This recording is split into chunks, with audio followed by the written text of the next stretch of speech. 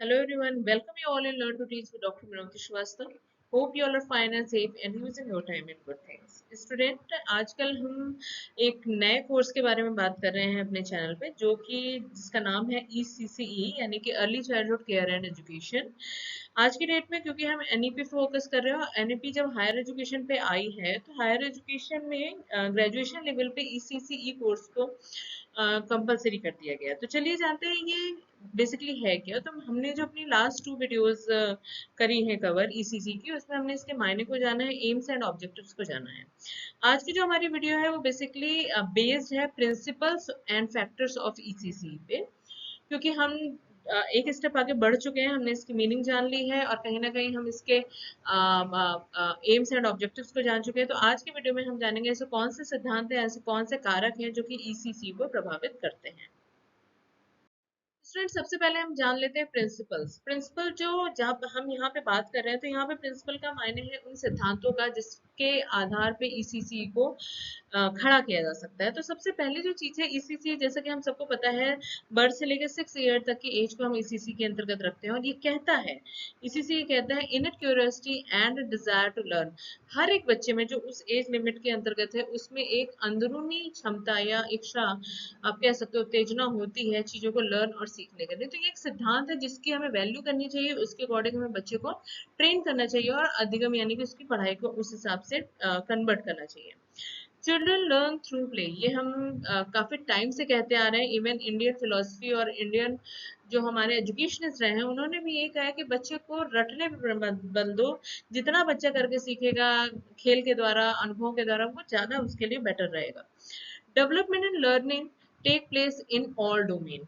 सिर्फ ऐसा नहीं है कि आपका मेंटल डेवलपमेंट ही हो रहा है। एक बच्चे का जो इस एज ग्रुप में है वो शारीरिक, सामाजिक, emotional, mental, physically every part जो है उसका वो डेवलप कर रहा है। तो you have to focus on all the domains of the development. Children's development and learning follow a sequence. जैसा कि हमें पता है कि हर एक विकास का एक तरीका होता है। बच्चा जो होता है वो सरल से टफ की तरफ चलता है, यानी कि इजी चीजें पहले की जाती है, देन टफ चीजें आती हैं।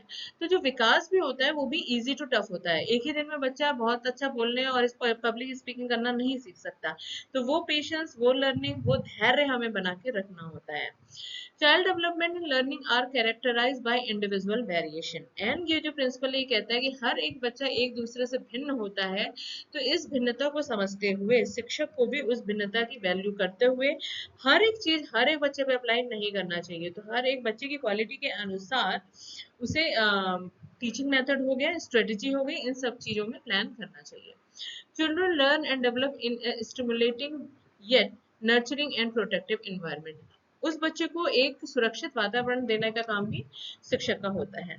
Development and learning is largely influenced by social cultural context. बच्चा किस परिवेश में रह रहा है, किस माहौल में जा रहा है आफ्टर स्कूल, इसका भी बहुत ज्यादा जो असर है वो बच्चे के विकास पर हमें देखने को मिलता है।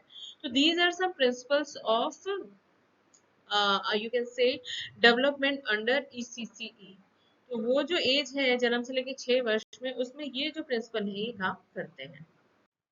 ये हमने जान लिया कि कौन कौन से प्रिंसिपल होते हैं। अब हम जान लेते हैं ऐसे कौन से कारक यानी फैक्टर्स हैं जो कि ECCE को प्रभावित कर सकते हैं। यानी कि अगर बच्चा स्कूल नहीं आ पा रहा है, वो कंटिन्यू नहीं कर पा रहा है, तो ऐसा कौन सा रीजन है जो उसको कंटिन्यू करने से रोक रहा है। तो there must be some reason, और वो रीजन इस प्रकार है कि पेरेंट्स एजुकेशन। अगर माता पिता ही पढ़े लिखे नहीं है तो वो वैल्यू भी नहीं समझेंगे पढ़ाई की और वो बच्चों को पढ़ाई के लिए नहीं भेजेंगे।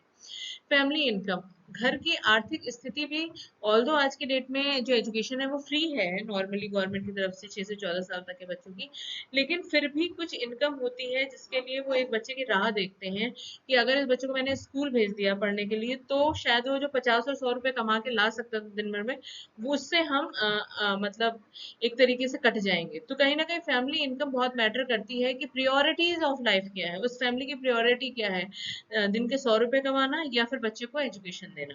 The number of parents in the home, parents of home का मतलब है कि बच्चे की केयर करने के घर पे कौन अवेलेबल है, क्या उनके गार्जियन हैं या नहीं है। तो अब ये देखते हैं कि पेरेंट्स की इनकम क्या है। फिर उसी के साथ हम ये बात कर लेते हैं नंबर ऑफ पेरेंट्स। अगर बच्चे की घर पे केयर करने के लिए गार्जियन है, पेरेंट्स है, तो कहीं ना कहीं जो उसकी पढ़ाई है या उसकी केयर है, न्यूट्रिशन है, वो हैम्पर नहीं होगा। Access of books and play material, बच्चे के पास खेलने कूदने या चीजों को समझने या ज्ञान प्राप्त करने के लिए क्या मटेरियल है, प्ले मटेरियल है, बुक्स हैं जिससे वो चीजें को सीख सकता है।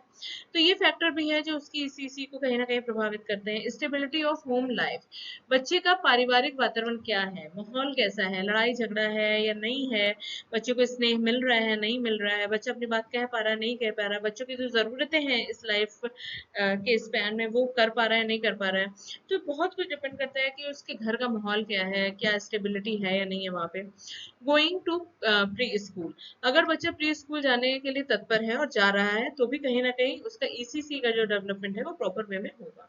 Quality of child care and depend up करता है कि बच्चे कहाँ जा रहे हैं, क्या जिस जगह मैं उसे भेज रही हूँ वहां पे उसकी पूरी प्रॉपर केयर हो पा रही है, बच्चा सोशलाइज हो पा रहा है, अपनी बातों को कह पा रहा है, चीजें लर्न कर रहा है या नहीं कर रहा है, या जस्ट इट इज बच्चे को भेजना और उसे घर वापस कर देना। तो वो जब हर दिन जा रहा है तो कुछ नई चीज सीख के आ पा रहा है नहीं पा रहा है, वो 3 से 4 घंटे क्वालिटी एजुकेशन मिल पा रही है, केयर मिल पा रही है नहीं मिल पा रही है, तो ये फैक्टर हैं जो कि उसके प्रॉपर 6 साल में कहीं ना कहीं इन्वॉल्व होती हैं।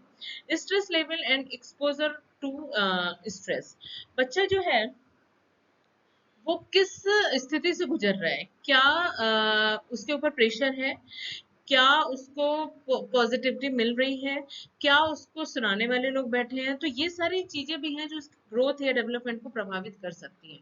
तो दीज आर सम फैक्टर जो कि कहीं ना कहीं डायरेक्टली एक बच्चे के आप कह सकते हो ओवरऑल या होलिस्टिक डेवलपमेंट पे प्रभाव डालती हैं।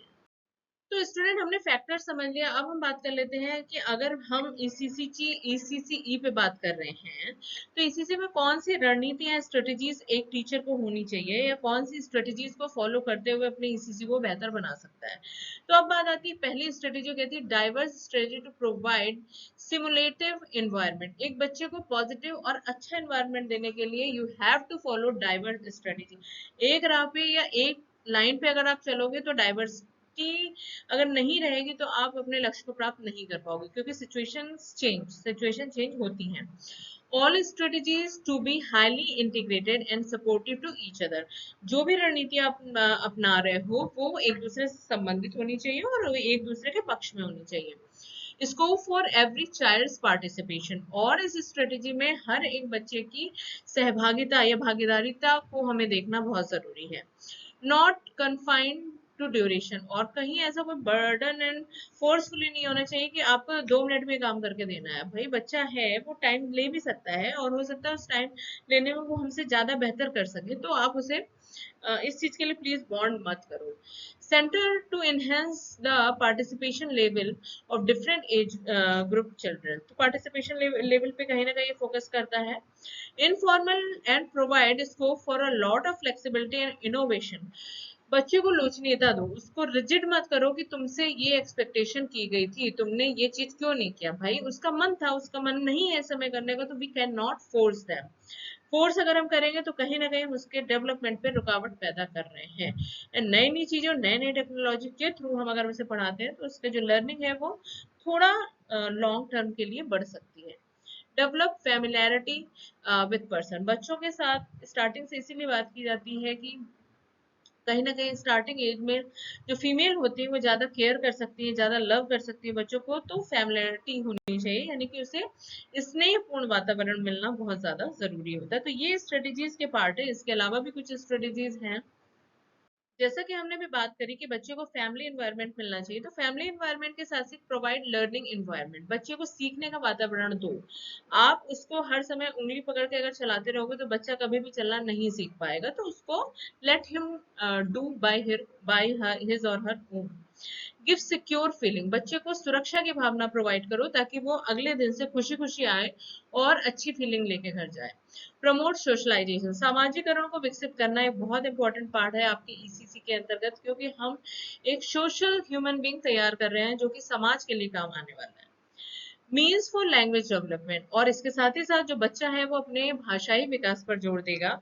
और बेसिस फॉर हैबिट फॉर्मेशन, और क्योंकि अगर वो उसका भाषाई विकास नहीं हो पाएगा तो इसी भी उतना अच्छा या फ्रूटफुल नहीं हो पाएगा। तो बच्चे की लैंग्वेज डेवलपमेंट पे भी हमें प्रॉपर वे में ध्यान देना है और साथ ही साथ उसकी आदतों को भी सुधारने पे हमें ध्यान देना है।